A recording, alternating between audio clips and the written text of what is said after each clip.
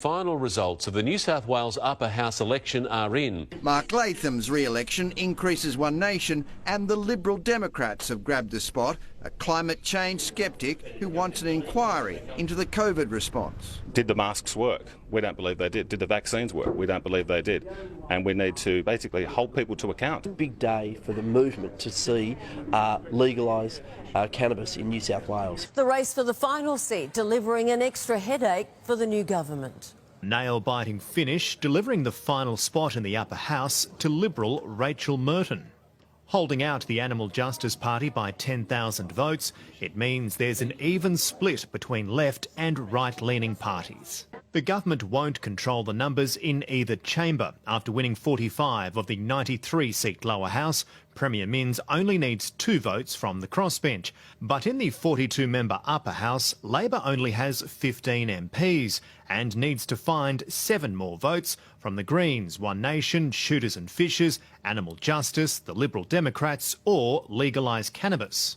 So in the minority in both houses of parliament, meaning the new Minns government has plenty of negotiation in front of it to get things done. We will try and find a way to work with the range of people that have been elected today. The state's first legalised cannabis MP, Jeremy Buckingham, says he'll neither be a block nor a rubber stamp. We are not left-wing, we're not right-wing, we're the whole bird. Labor's got an agenda, we want to work with them on that if they're going to work with us on our agenda of legalising cannabis. Top of the agenda for Liberal Democrat John Ruddock is an inquiry into COVID. Did the masks work? We don't believe they did. Did the vaccines work? We don't believe they did. And we need to basically hold people to account. The challenge for the Premier will be finding common ground across such a varied bunch. Right, before I wrap this video up, I've got some thank yous to say. We would not have kept Labor at bay in the upper house if it wasn't for some thank yous that I'm about to say. The minor parties worked together in New South Wales in a way that we hadn't seen before. Part of that was because in Victoria, Dan Andrews managed to stay in government and keep a majority in the lower house and the upper house. And that demoralised a lot of people to the point where we were like, we've got to try something different. IMOC, the Liberal Democrats, One Nation, the Shooters, Farmers, Fishers, and independent candidates all came together and all helped each other. Lyle Shelton as well. And what was crazy was they avoided running in the same seats, so they didn't split the vote.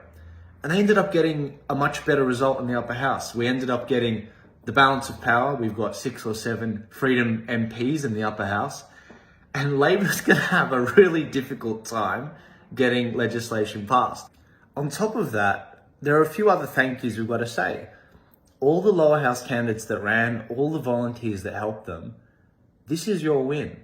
If you spreaded information online like the Turning Point Resources, this is your win. You did a phenomenal job. God bless you. This is the fruit of your labour. Well done. Thank you to Graham Hood. Thank you for streaming the information online on Facebook.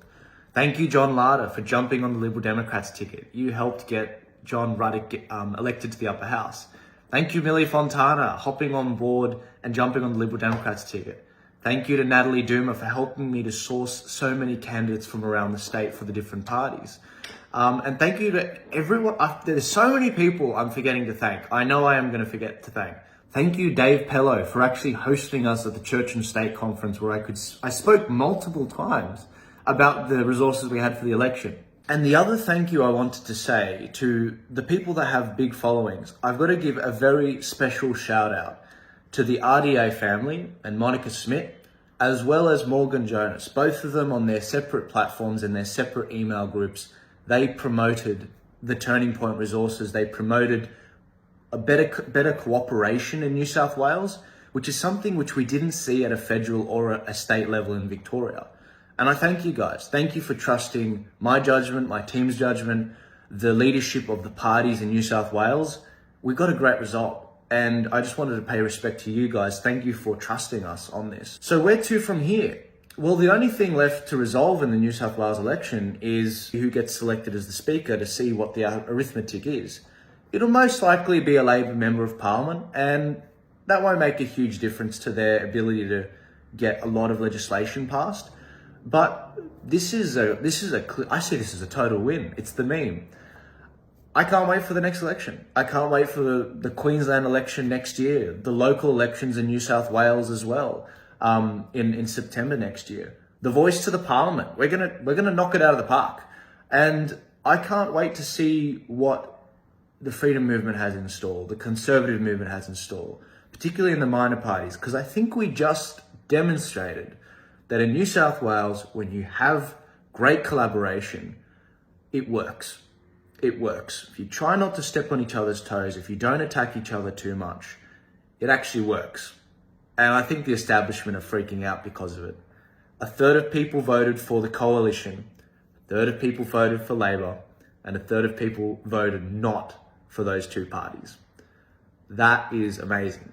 The Australian people are waking up. You may see it as a Labor win, but Labor is having an increasingly lower and lower primary vote, as is the coalition, because people don't take them seriously anymore. And if they're ever going to recoup any credibility, they've got to stop the factional games. They've got to stop going left in the Liberal Party. They've got to start taking people's concerns seriously. And until they do, these minor parties are going to keep growing. And I'm all here for it. In the meantime, we still back good members of the Liberal Party, like Tanya Davies, Tim James. They're still in. Tanya Davies increased her margin. And she should probably be the leader of New South Wales as the opposition. She'd probably get them into government in the next election if they did that. But they're stupid. The Liberal Party will never do that. So I'm looking forward to seeing what happens. But I wanted to say this. I wanted to say my piece. Thank you. Thank you everyone that helped us inside and outside New South Wales. Thank you for all the support. This is your win. Let's have a beer. Have a good night. God bless you guys.